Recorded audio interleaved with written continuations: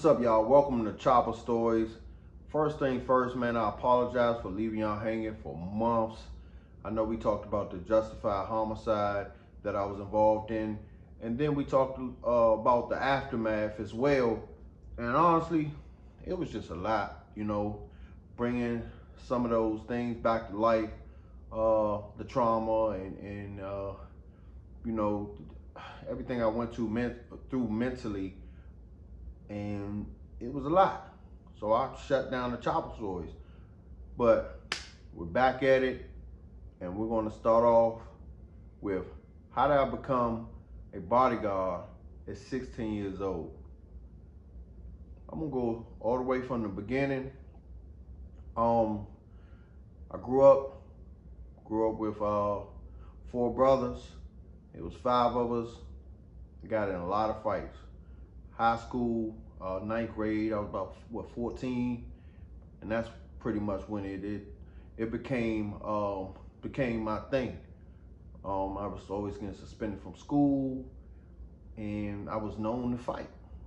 I got put out of my original school, and then I had to go to an alternative school for fighting.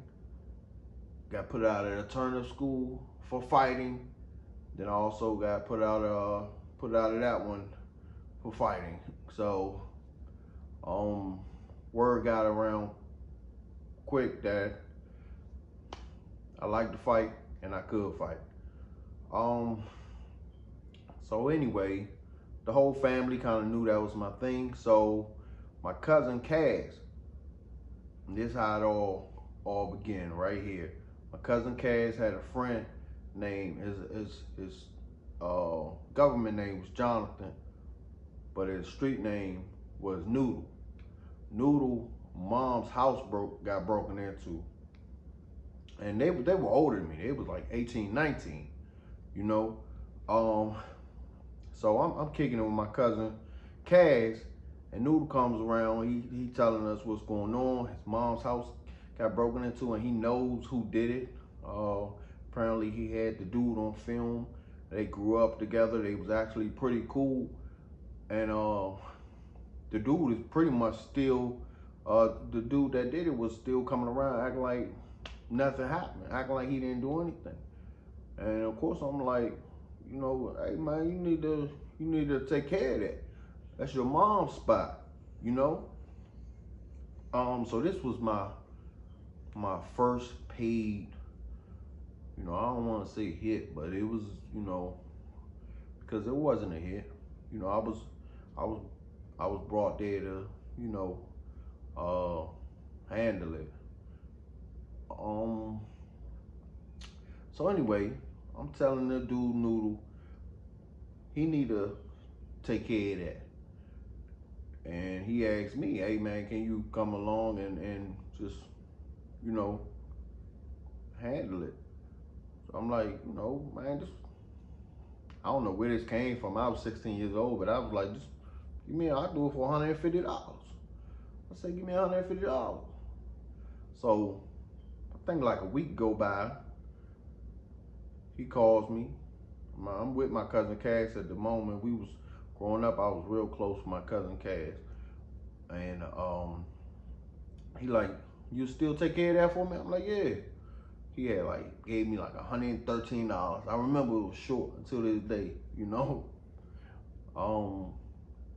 And keep in mind, I'm 16 years old, so at that time I was hungry. I was fighting all the time for free.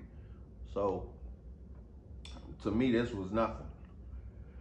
So Noodle comes come pick us up.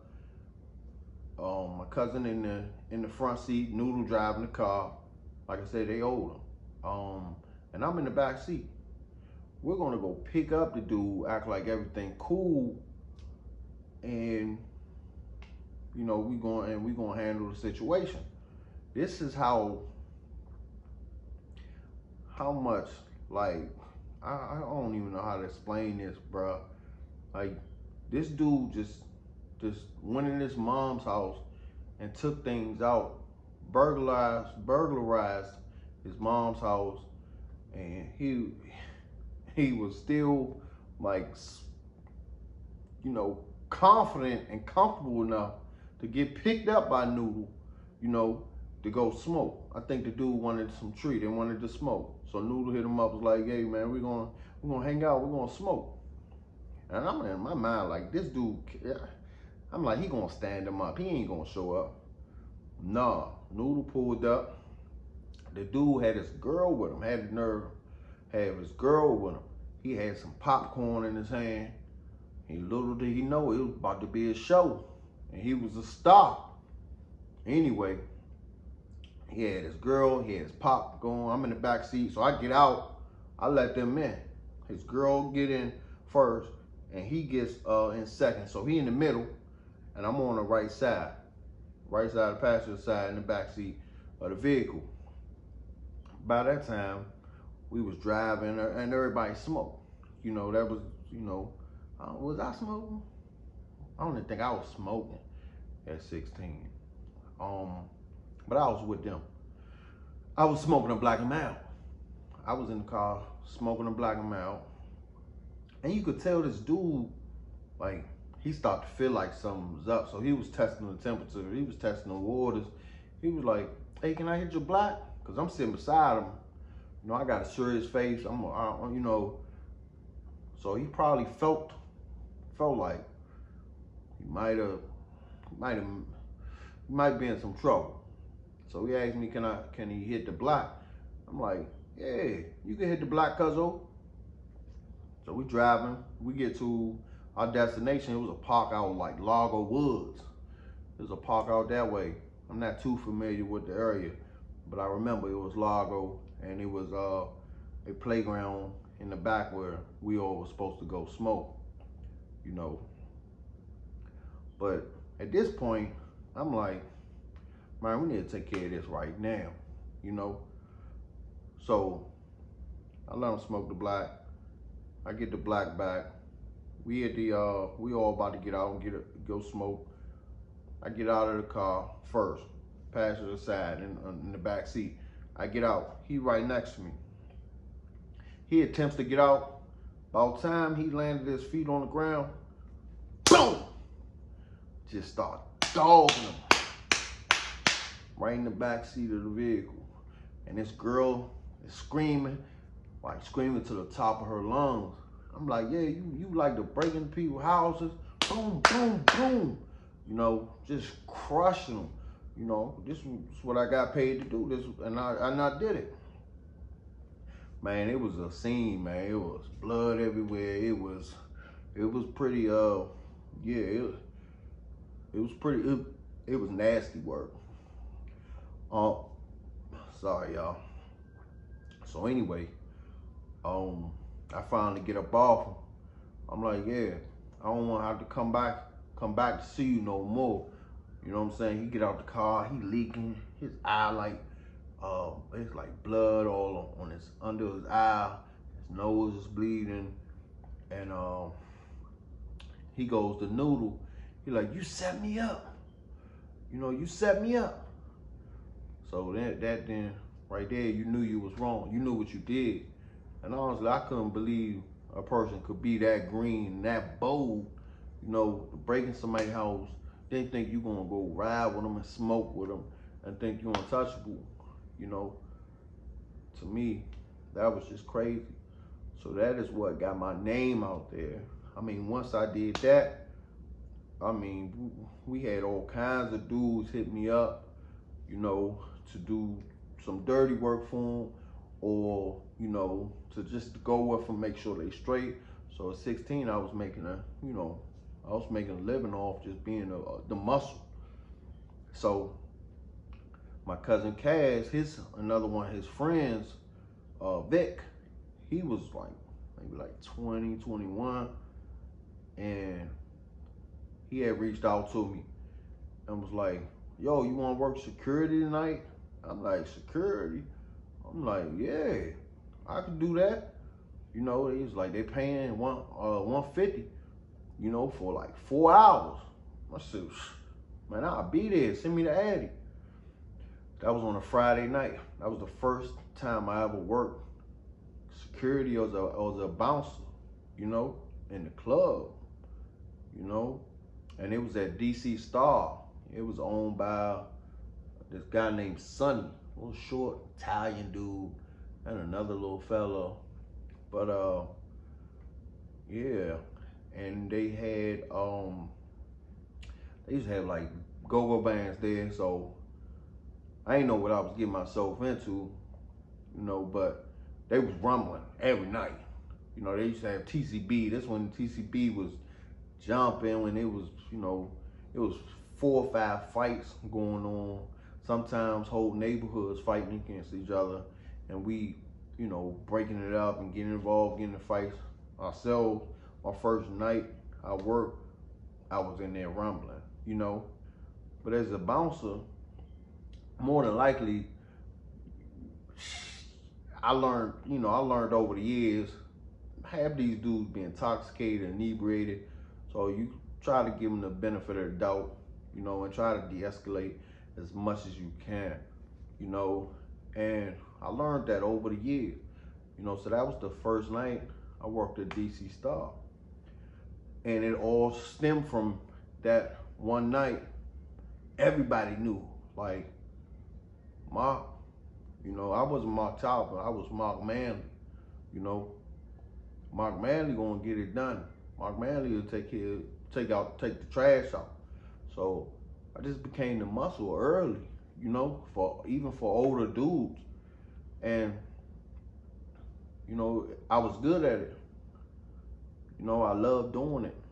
You know, I think I had a lot of aggression built up, so, you know, it was an outlet for me. You know, I could get paid doing it.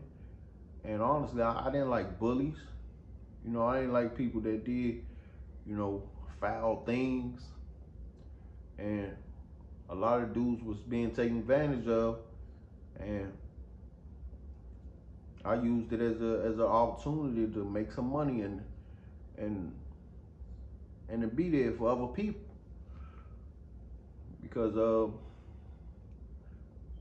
not everybody was, you know, not everybody was a fighter. Not everybody is a person that is physical, you know.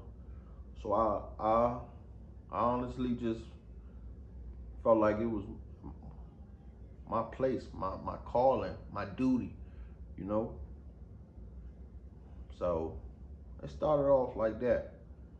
And then I worked my way, you know, building my own team, you know. 18, 19 years old, I was building a team up at Touche. And I remember guys used to call off work, and this is how I started building my own team.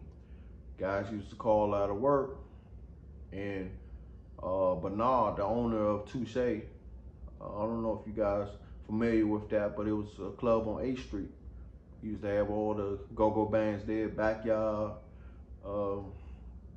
EU, New Impressions. I mean, it was any band you could think of, man, used to play at Touche.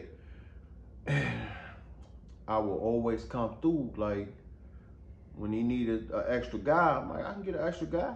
I got dudes all on the street, you know, like that was tough, and they needed a couple dollars.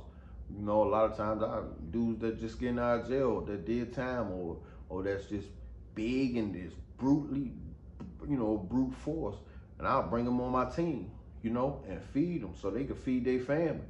So it started off like that, where it's just, hey Mark, you think you call somebody such and such called out? I'm like, I got you. I'm gonna call you. I'll bring 2. I mean, you need 2 guys, 3 guys. Then it turned into, Mark, Friday night, I need you to bring, you know, 5 people. I'm like, all right, bet. You know, now I'm turning into the head of security. I'm turning into, I got my own team under me. Now I got my own team. Now I'm making a piece of their money, a piece of everybody's money. I'm getting paid, you know, to be head of security with my own team. So then it started out, you know, different rappers was hitting me up. You know, that's how deep my name got out there in the District of Columbia. You know, I was doing bodyguard work for Light Show. You know, shout out to Light Show. You know, he's still a little bruh. You know, If he called me and need me to this day, he's just one of those ones I'll pull up for and be there for him. You know, I was doing work for Wife and Lucci. You know, free Wife and Lucci. You know, he ain't never did me nothing. You know, he was what you call a high risk client. You know, because if you look him up, he was in back-to-back shootouts and stuff.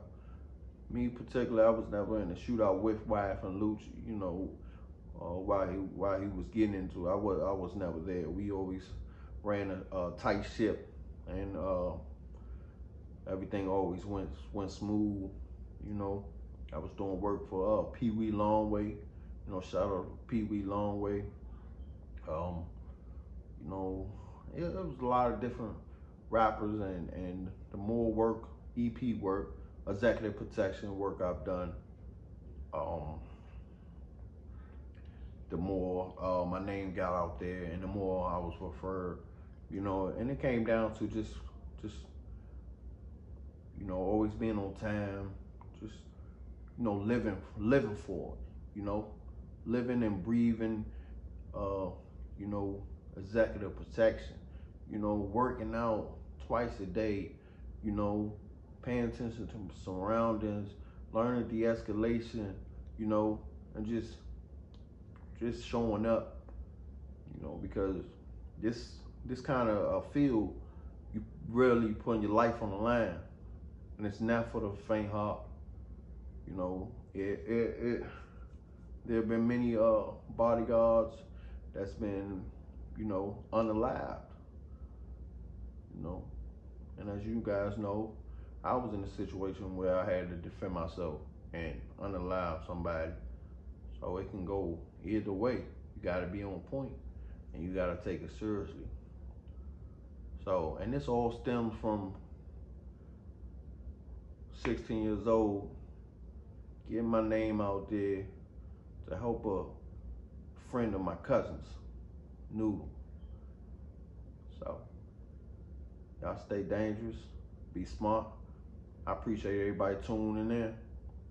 And like I said, my bad, because I had to take a step back, because there was a lot to talk about, you know, that situation. But we're gonna keep dropping, so make sure you subscribe. Give me a comment, man. Give me a like. I appreciate it. Salute.